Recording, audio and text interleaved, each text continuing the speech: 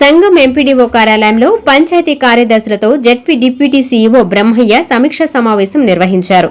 స్వచ్ఛ పథం స్వచ్ఛ రథం కార్యక్రమాన్ని సమర్థవంతంగా అమలు చేయాలని ఆదేశించారు. గ్రామాలలో ఇంటింటికి చెత్త సేకరణను ప్రోత్సహించి పరిశుభ్రతపై ప్రజల్లో అవగాహన కల్పించాలని సూచించారు. కార్యక్రమం అమలుపై ఆకస్మిక తనిఖీలు నిర్వహిస్తామని హెచ్చరించారు. గ్రామాలలో పారిశుధ్యం, తాగునీటి సరఫరా మెరుగుదలకు ప్రభుత్వం ప్రత్యేక చర్యలు చేపడుతోందని తెలిపారు.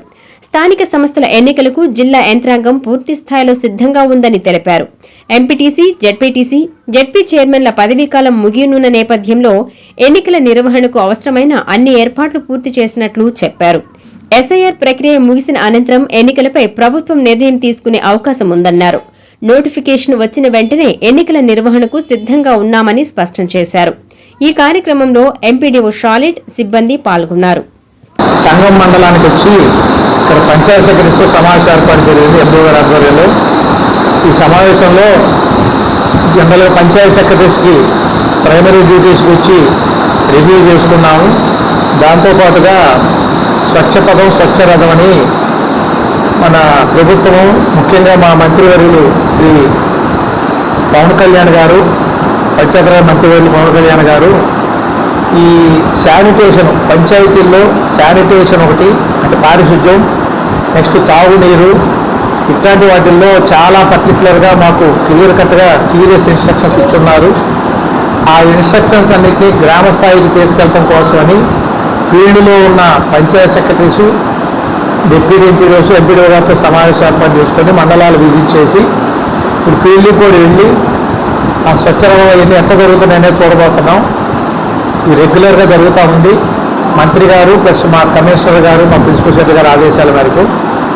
సో విలేజెస్లో మనం ఇప్పుడు పట్టణాల్లో ఎట్లయితే అపార్ట్మెంట్లోనో ఇంట్లో ఉన్న వాళ్ళ దగ్గరికి మున్సిపాలిటీ వాళ్ళు వచ్చి చెత్త ఎట్లయితే తీసుకెళ్తారో అదే రకంగా మన దగ్గర కూడా అలవాటు చేయాలి. 3 నెలలకైనా 4 నెలలకైనా మన వాళ్ళు కూడా అలవాటు పడతారు. రోడ్డు మీద చెత్త కూడా పోద్ది. ఆ రోడ్డు మీద చెత్త వేస్తే ఆ రోడ్డు మీద చెత్త కాలువలో కూడా కాలువ ఆగిపోయి అక్కడ మళ్ళీ దోమలు పేరుకొని మళ్ళీ జబ్బులు వచ్చి ఒకదానికి కనెక్టెడ్. కాబట్టి ఒక మంచి యొక్క సాంప్రదాయాన్ని అలవాటు చేయాలి విలేజెస్లో. టౌన్లో ఉన్నవాళ్ళు ఇదే పల్లెటూరు ఆయన టౌన్కి వస్తేనాను డస్ట్బిన్ ఇస్తారు, అదే పల్లెటూరుకి వెళ్తేనాను పక్కన పడేస్తుంటారు. ఎక్కువ మంది, అందరూ కాదు, కొంతమంది. సో ఆ పరిస్థితిని తీసి హెల్దీగా ఉంచాలి పల్లెటూళ్ళని, పల్లె ప్రజల్ని, అందరినీ అని చెప్పే ఉద్దేశంతో ఈ స్వచ్ఛ రథం స్వచ్ఛ పదం అనే ప్రోగ్రాం పెట్టారు. సో దాని గురించి మా వాళ్ళందరినీ సెన్సిటైజ్ చేసి ఫిజికల్గా కూడా ఫీల్డ్కి వెళ్ళి ప్రతి మండలంలో ఒక విలేజ్ 2 విలేజ్లు ర్యాండమ్గా చూసి అందులో ఏదైనా తప్పులు ఉంటే కూడా సరి చేయడం కోసం వచ్చామండి ఇక్కడికి. అదే రివ్యూ జరుగుతుంది ఇక్కడ. స్థానిక సంస్థ ఆ ఎలక్షన్స్ గురించి ఇంకా అప్డేట్ అయితే ఇంకా ఏమీ రాలేదండి.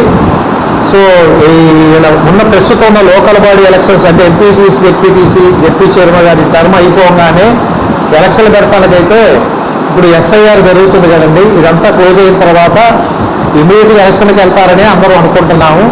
మేమైతే మా యంత్రాంగం అయితే అంతా రెడీగానే ఉంది. అన్ని పర్ఫెక్ట్గా చేసుకొని మొత్తం నీట్గా రెడీగా పెట్టుకొని ఉన్నాం. ఎప్పుడు ప్రభుత్వం ఎలక్షన్కి వెళ్ళమంటే అప్పుడు వెళ్ళడానికి రంగం సిద్ధం చేసుకుంటున్నాం. అది కూడా